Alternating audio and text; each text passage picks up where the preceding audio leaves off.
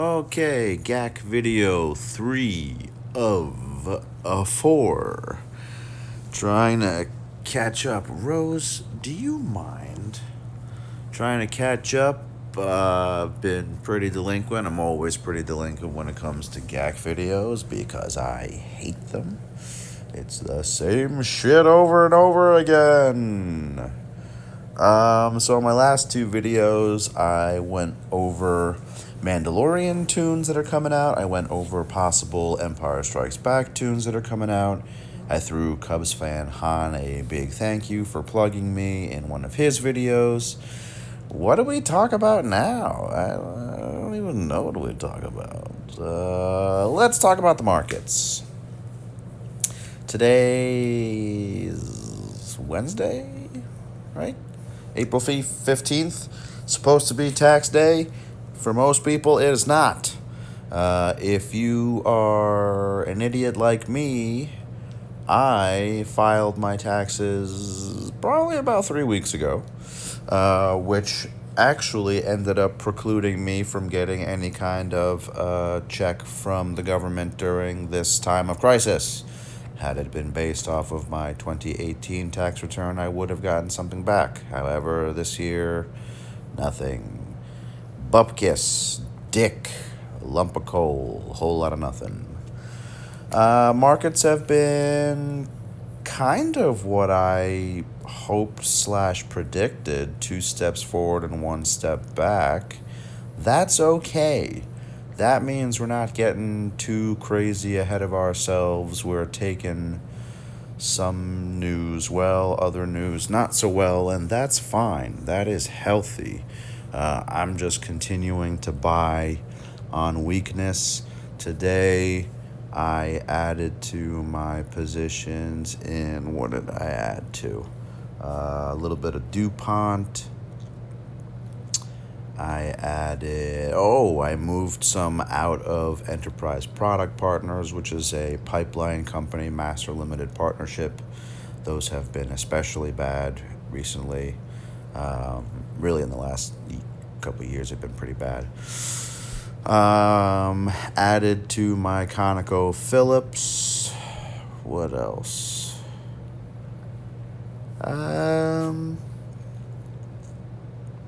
I definitely bought something else. I don't remember what. Oh, I initiated a very small position in Caterpillar. It is going to have a long and tough road going forward certainly in the short term. However, if the government can get its head out of its ass and they being Congress and the White House, can actually put forward an infrastructure bill, a massive multi-trillion-dollar infrastructure bill like they have said they want to, then that's going to be great because it's going to put a lot of people back to work that otherwise would still be out of work, and it's going to require a whole lot of heavy machinery to refit or even completely redo all the infrastructure in the United States. That is bridges, roads, tunnels, railroads, hopefully, what have you. So that's a lot of work, a lot of jobs, so that'll be good. And Caterpillar is one of the largest heavy machinery companies in the world, rivaled really only by and by rival I mean competitors, Illinois Tool Works, Komatsu, the Japanese company.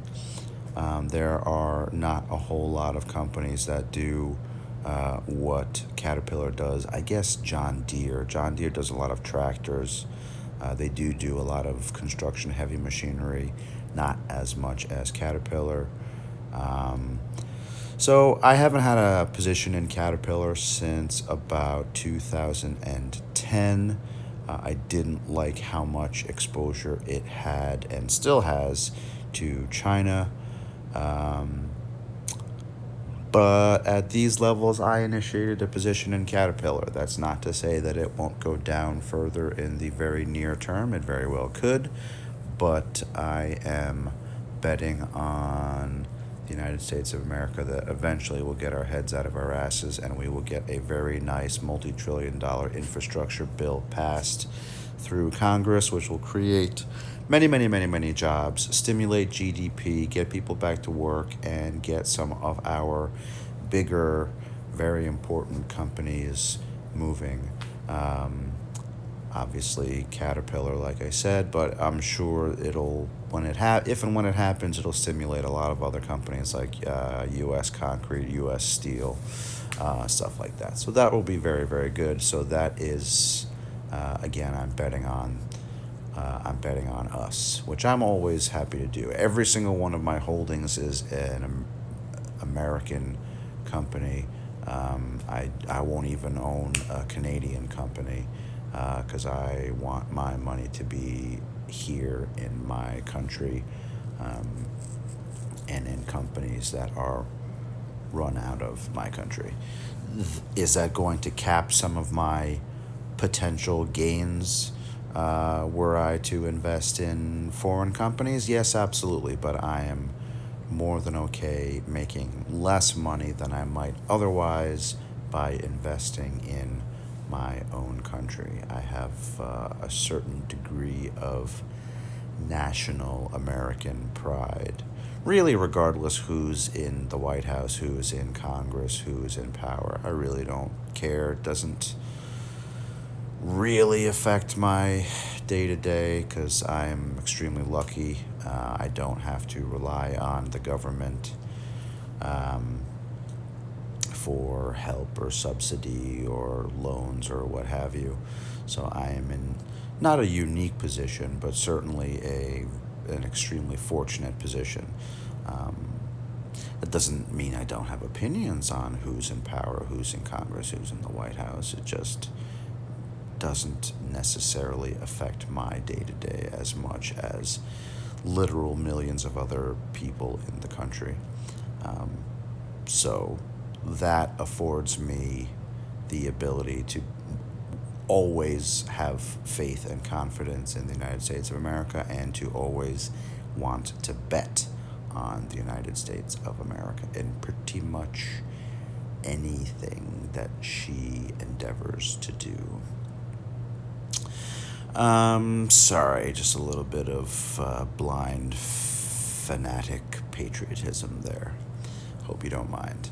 Not to say we're not perfect, because we certainly are not perfect, but we as Americans, and I'm sorry for all the foreigners that listen to and watch these videos, we as Americans are extremely lucky, and we need to start being a little bit more appreciative of everything that we have. Because with the last 2 months, you can see just how quickly it can all fade away. That's not to say that, again, we're certainly not perfect. We definitely have our fuck-ups and our issues, and sometimes we put the wrong people in the wrong places of power and without any kind of specificity there. And that's not to say that other countries in the world aren't great also. Germany, all great country. United Kingdom, great. I would not trade my American citizenship for anything. Although I almost got an ancestry visa to the United Kingdom because my dad's mom was born in Glasgow, Scotland. So theoretically, I could apply for an ancestry visa to the United Kingdom and live and work there. So suck it. Maybe I'll come visit y'all over there. Yeah. Anywho, this guy, it's an Order 66 guy that I'm facing in GAC, and he only has Ray, whom he saved for offense, which then allows me to do this. Take my SLKR solo versus an Admiral Akbar lead team. But whatever. It's only GAC. We only have it every single week. Back to the markets. So I initiated a position in Caterpillar. I added to a lot of my other positions. I do think it's gonna be somewhere in between 2 steps forward and 1 step back and flat. not every day flat, but I think we trade sideways for a little bit until we get a better picture of when the country is going to reopen. Supposedly, certain states are going to reopen sooner than others. I actually think that makes a whole lot of sense, because what makes sense for, just for argument's sake, New York City and New York State to reopen, there are a lot, well, I'm biased, but there are a lot more risk factors and things at stake here in New York City and in New York State. Um, Also, compared to, just for instance, and I'm not minimizing the state that I'm about to name, or states, I'm not minimizing their contributions to this, to the union, to the economy, because they are very important. The Dakotas. Um, the Dakotas aren't exactly a travel hub state or states. New York State is very much a travel hub state that is objective. That doesn't mean anything one is better than the other, although I'm from New York, so New York is the best. But what's right for certain states is not going to be right for others. I expect that New York, or the tri state area, and probably California are going to be among the last states to open up or reopen. That is also unfortunate, although it probably needs to be done, because New York and California have some of the largest GDP, generally, the largest economies in terms of states. New York and California, certainly, population has to do with the state economy, and New York and California are among two of the larger states in the country. So, and they're also travel hubs. Those kind of go hand in hand. So, do I think New York State's going to be dead last reopening? Of course I do. Do I think that that is the right course of action? Of course I do. Um, yeah, we have a really bad infection rate here in New York City. We have a lot of old people. We have a lot of, that's not to say that other states don't.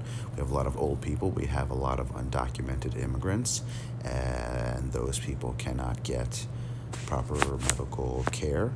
I think I saw that the California governor said that he was going to fund medical care for, or help undocumented immigrants pay for their potential COVID medical care. I think that that is a moral imperative and a moral right or good. Is that going to cause a strain on citizens? Yes.